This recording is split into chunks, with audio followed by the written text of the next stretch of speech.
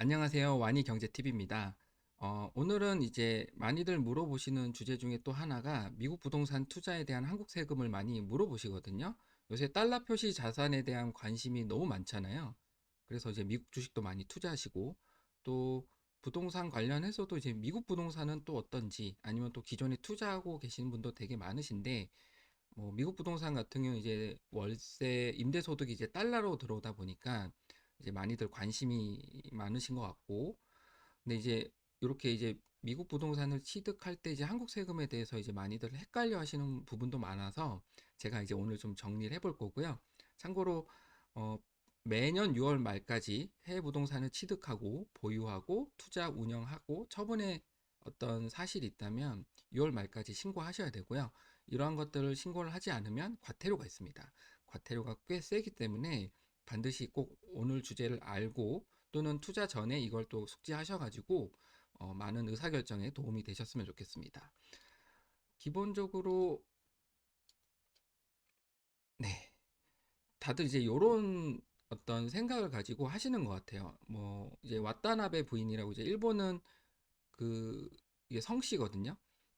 그 옛날에 그 초저금리, 지금도 초저금리죠. 초저금리 이제 엔화를 바탕으로 글로벌의 이제 외화 채권, 뭐 부동산, 금융자산에 투자를 해서 현재 그런 이자 배당 소득, 월세 소득을 받고 생활을 하고 있듯이 한국도 제가 어떤 경제 기사나 이제 뉴스를 봤는데 우리도 국부가 한 이경원 정도 된다고 하더라고요.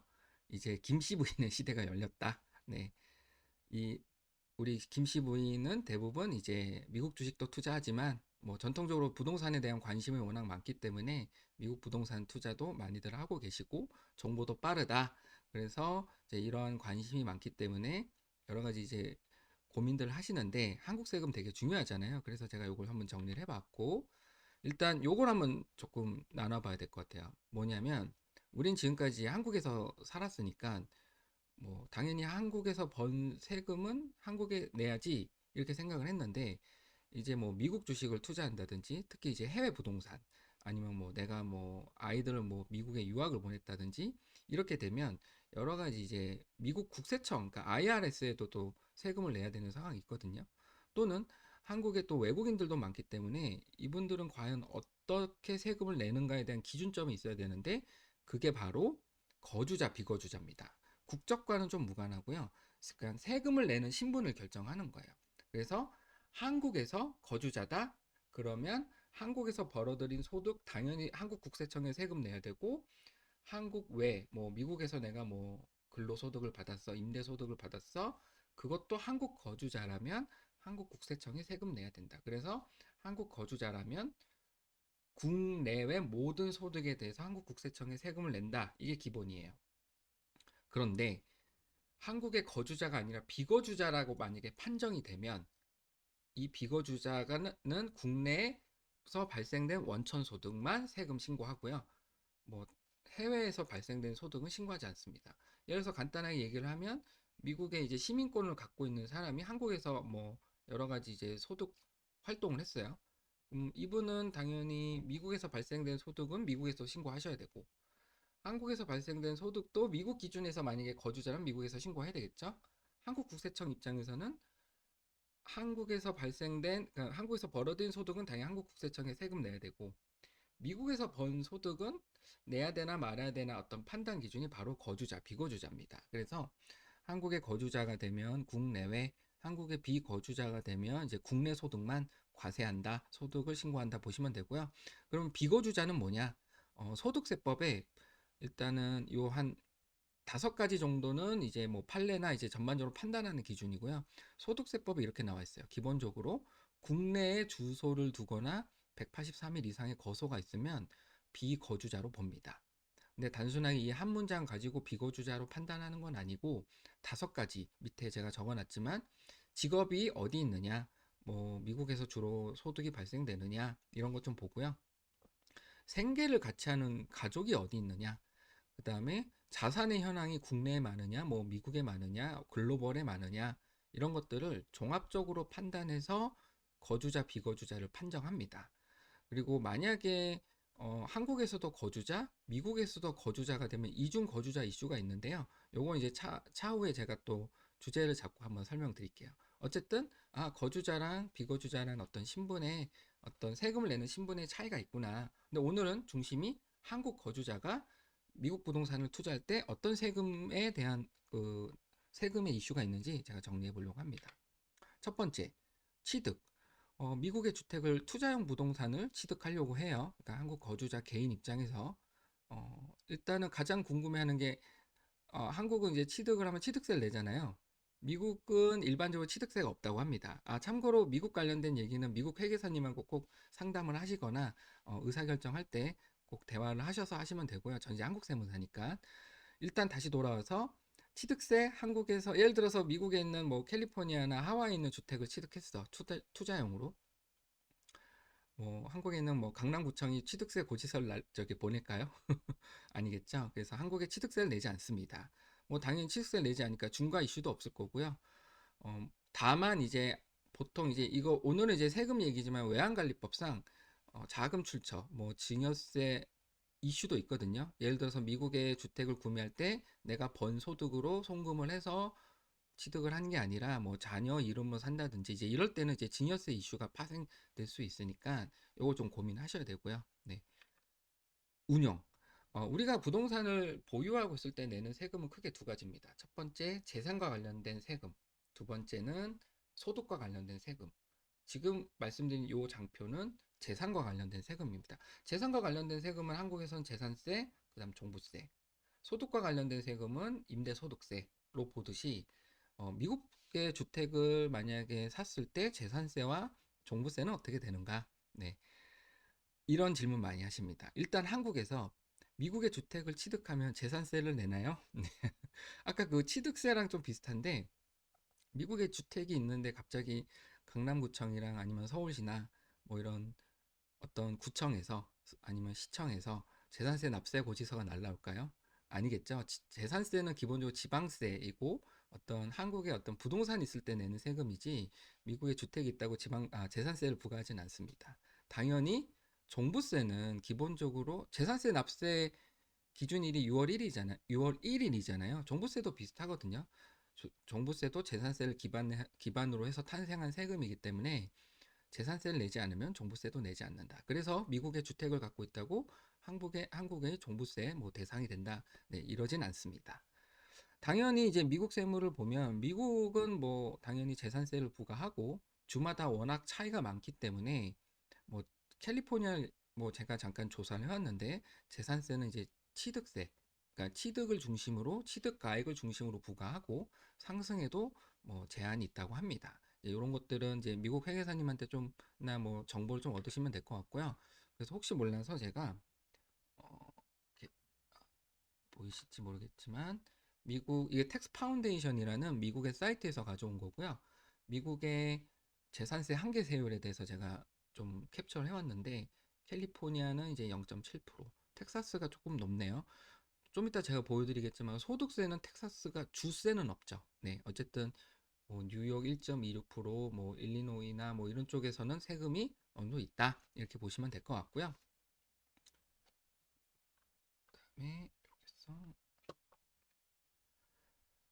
아까 이제 제가 미국 주택을 샀을 때 재산과 관련된 세금은 정리해드렸죠. 한국의 재산세와 종부세는 전혀 상관없다. 미국의 재산세를 내는 건 당연하죠. 네. 월세를 받는다, 이제. 보유하고 있는데 소득이 발생된 부분에 대해서 한번 정리를 해볼게요.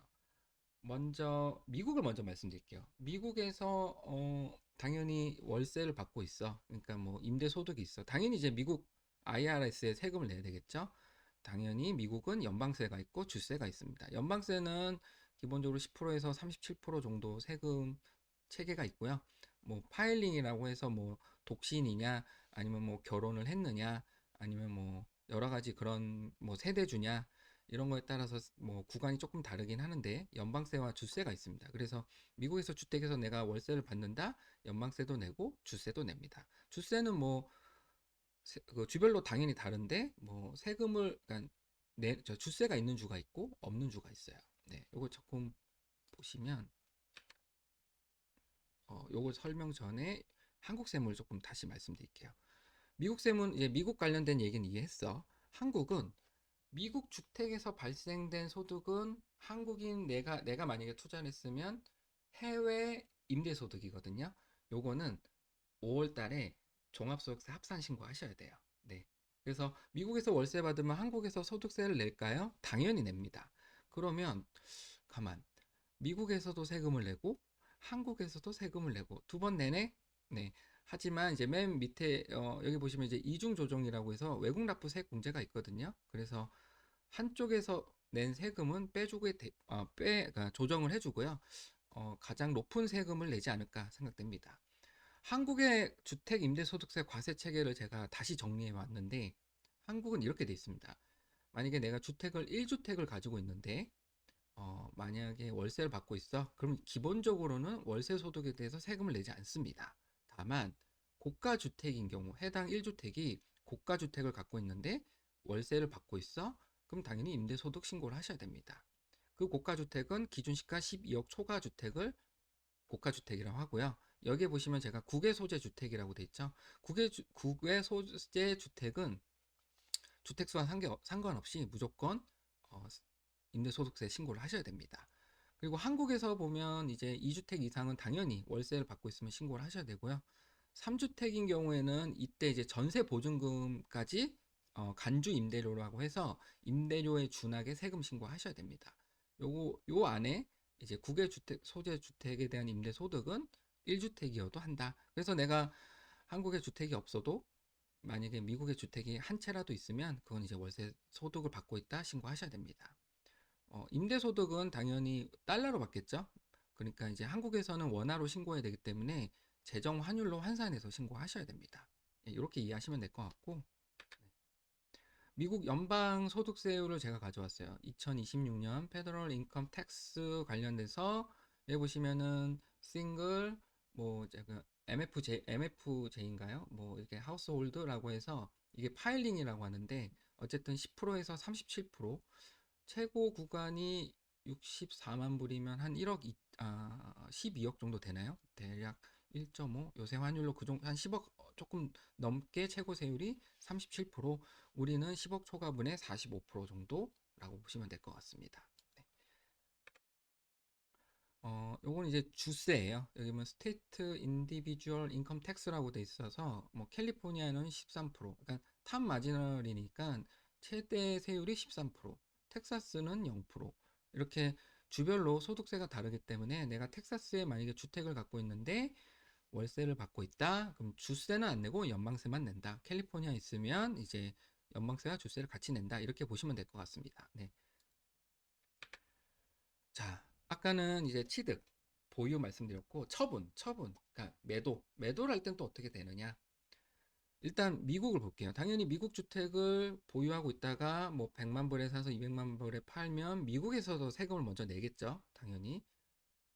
내야 되는 세금은 연방세와 주세가 있습니다. 연방세는 이제 미국 같은 경우는 이제 단기 보유했느냐, 장기 보유했느냐에 따라서 단기 보유는 소득세율을 적용하고요. 그다음 장기 보유는 0에서 20% 정도 세금을 부과합니다.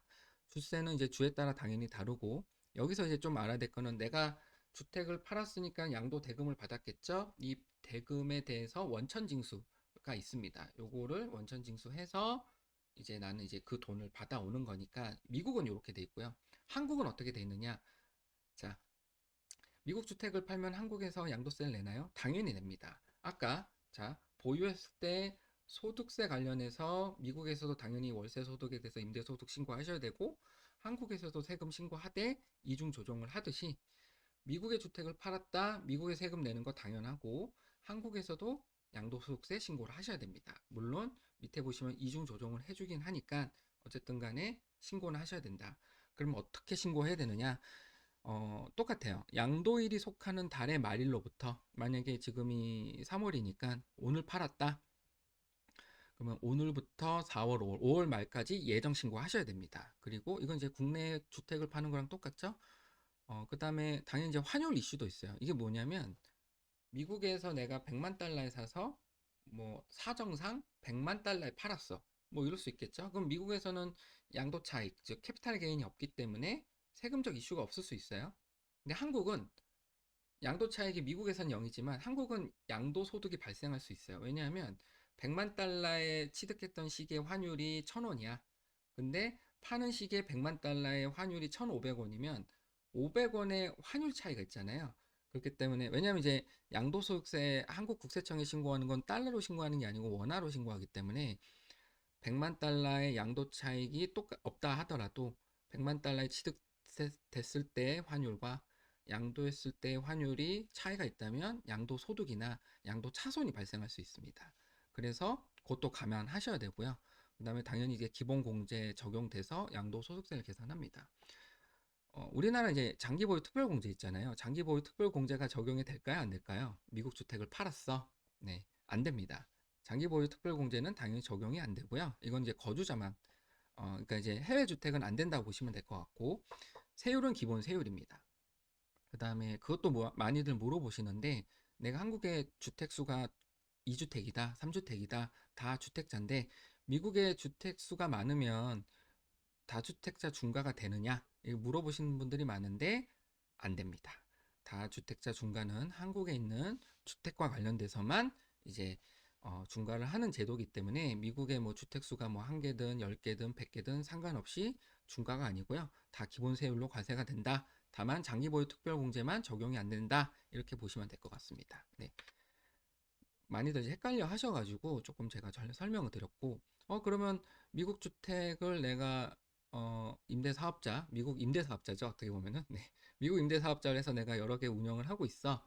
한국과 관련돼서 또 다른 세금 신고 제도가 있느냐 물어보시면 요거 꼭 하셔야 돼요. 해외 부동산 취득, 보유, 투자, 운영, 처분, 명세에 관한 신고를 매년 6월 말까지 하셔야 됩니다. 이거는 그러니까 미국 부동산을 취득하고 처분할 때까지 계속 따라오는 어떤 서식이라고 보시면 되고요.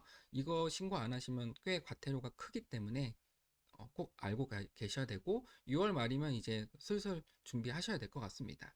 지금 4월 15일까지 미국은 소득세 신고를 하셔야 되기 때문에 그런 자료를 받으셔서 6월 말까지 이 부분을 신고하셔야 되고요. 제가 서식을 갖고 왔는데 여기 보시면은 해외 부동산 취득, 보유, 투자, 운영, 처분 명세서에 대해서 뭐 과세 연도, 주소 이런 거 적게 돼 있고요. 해외 부동산 고유 번호 아마 취득하시게 되면 요거를 이제 부여 받으실 수 있습니다. 그래서 또는 홈택스에 조회 발급, 세금 신고 납부, 해외 부동산 고유 번호 조회하시면 혹시 만약에 까먹었다 하시면 여기서 조회하시면 아마 나오실 거예요. 대부분 이제 외환관리법상에 이제 송금은행, 외환은행에서 외국한 은행이죠. 이런 부분들을 안내를 다 하기 때문에 뭐 놓치시진 않겠지만 알고 계시면 좋을 것 같고요. 네. 그래서 네, 여기 신고를 안 했다. 네. 가끔 보면 이런 부분들 이제 놓치신 분들이 되게 많으세요. 네. 그래서 일단은 과태료, 취득에 대한 어떤 신고를 안 했다. 취득가액의 10%, 투자 운영에 대해서 신고 안 했다. 10%, 처분에 대해서 신고 안 했다. 10%, 자금 출처 만약에 제대로 소명이 안 됐다. 10%, 다만 한도 1억. 그래서 신고를 안 하시면 과태료가 크기 때문에 꼭 반드시 챙기셔야 되는 어떤 신고라고 보시면 되고요. 다만 이 해외 주택이 취득가액이나 처분가액이 2억 원 이상일 경우에만 제출 의무가 있기 때문에 혹시나 이거보다 좀 작다라고 하시면 뭐 예외 사항은 있지만 기본적으로 신고는 해야 되는구나를 꼭 인지하셨으면 좋겠습니다. 네. 네. 오늘 지금까지 이제 미국 주택을 만약에 투자용으로 취득을 했을 때 한국 개인으로 그다음 한국의 거주자죠. 어떤 한국 세금 문제가 있는지 제가 살펴봤고요. 뭐 다양한 이슈와 다양한 주제들이 있거든요. 뭐 다음에 기회가 된다면 미국의 법인을 설립해서 주택을 취득하는 건 또 어떤 이슈가 있는지, 또 어떤 혜택이 있는지, 뭐 여러 가지 이런 것들을 또 말씀드릴 거니까 어, 구독, 좋아요 많이 눌러주시고요. 네. 또 좋은 주제로 제가 찾아뵙겠습니다. 혹시 궁금한 거 있으면 여기 메일 주소 적어 놨으니까 네, 문의 주시면 뭐 상담 진행하든지 아니면 뭐 답변하도록 하겠습니다. 그럼 또 다음에 봐요. 안녕.